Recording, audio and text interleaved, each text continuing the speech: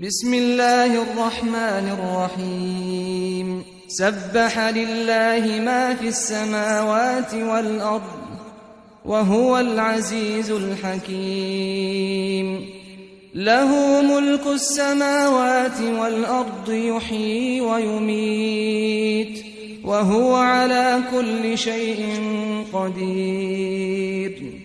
هو الأول والآخر والظاهر والباطن وهو بكل شيء عليم هو الذي خلق السماوات والأرض في 6 أيام ثم استوى على العرش يعلم ما يلج في الأرض وما يخرج منها وما ينزل من السماء وما يعرج فيها وهو معكم أينما كنتم والله بما تعملون بصير له ملك السماوات والأرض وإلى الله ترجع الأمور يولج الليل في النهار ويولج النهار في الليل وهو عليم بذات الصدور آمنوا بالله ورسوله وأنفقوا مما جعلكم مستخلفين فيه فالذين آمنوا منكم وأنفقوا لهم أجر كبير وما لكم لا تؤمنون بالله والرسول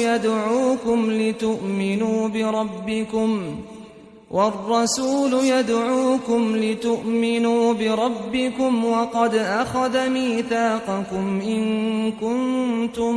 مؤمنين هو الذي ينزل على عبده آيات بينات ليخرجكم من الظلمات إلى النور وإن الله بكم لرءوف رحيم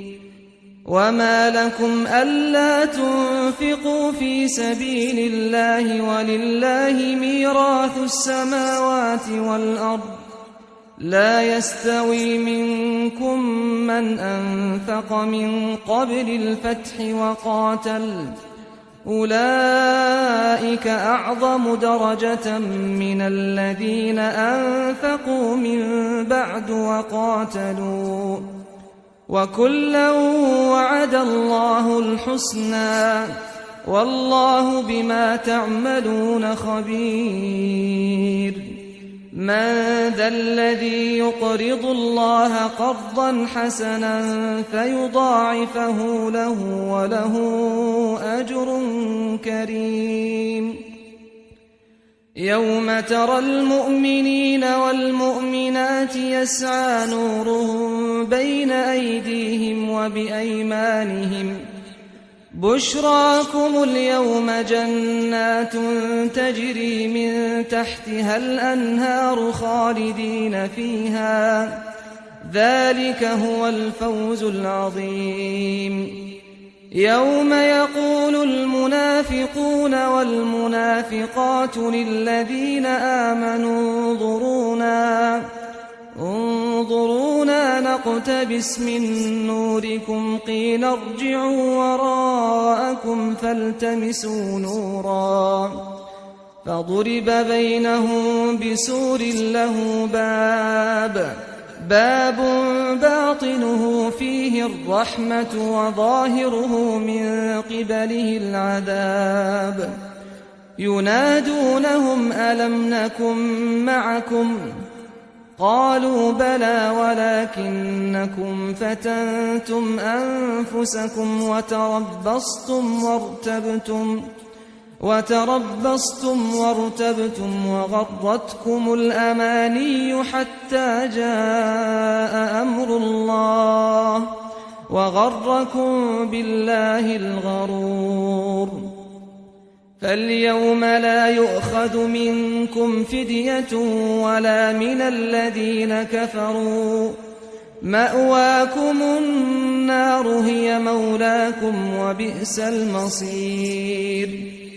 ألم يأن للذين آمنوا أن تخشع قلوبهم لذكر الله وما نزل من الحق ولا يكونوا كالذين أوتوا الكتاب من قبل فطال عليهم الأمد فقست قلوبهم وكثير منهم فاسقون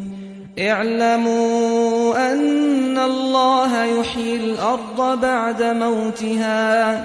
قد بينا لكم الآيات لعلكم تعقلون إن المصدقين والمصدقات وأقرضوا الله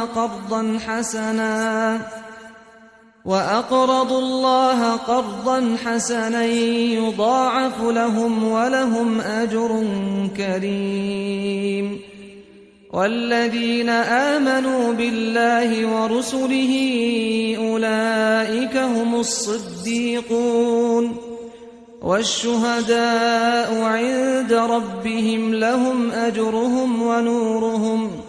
والذين كفروا وكذبوا بآياتنا أولئك أصحاب الجحيم اعلموا أنما الحياة الدنيا لعب ولهو وزينة وتفاخر بينكم وتكاثر في الأموال والأولاد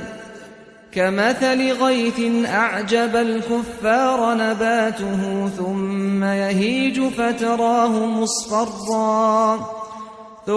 يهيج فتراه مصفرا ثم يكون حطاما وفي الآخرة عذاب شديد ومغفرة من الله ورضوان وما الحياة الدنيا إلا متاع الغرور سابقوا إلى مغفرة من ربكم وجنة عرضها كعرض السماء والأرض أعدت للذين آمنوا بالله ورسله ذلك فضل الله يؤتيه من يشاء والله ذو الفضل العظيم ما أصاب من مصيبة في الأرض ولا في أنفسكم إلا في كتاب من قبل أن نبرأها إن ذلك على الله يسير لكي لا تأسوا على ما فاتكم ولا تفرحوا بما آتاكم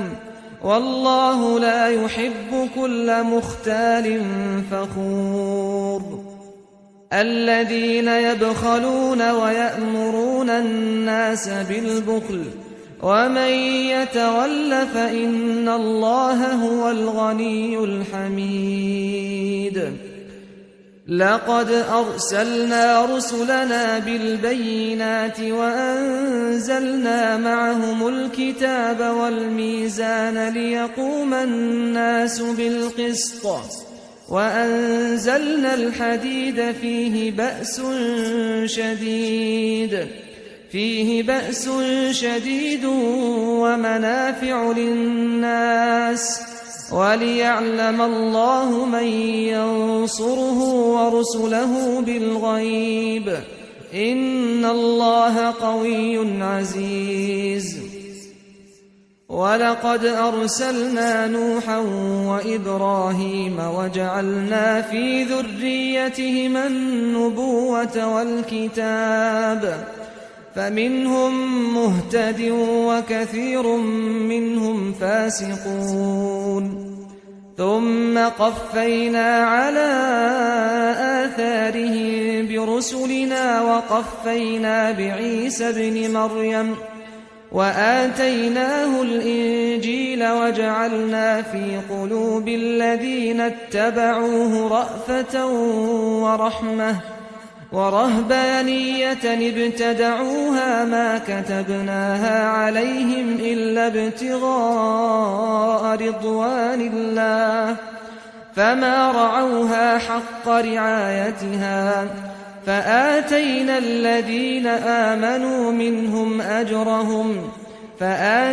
الذين آمنوا منهم أجرهم وكثير منهم فاسقون يا أيها الذين آمنوا اتقوا الله وآمنوا برسوله يؤتكم كفلين من رحمته ويجعل لكم نورا تمشون به ويغفر لكم والله غفور رحيم لئلا يعلم أهل الكتاب ألا يقدرون على شيء من فضل الله وأن الفضل بيد الله يؤتيه من يشاء والله ذو الفضل العظيم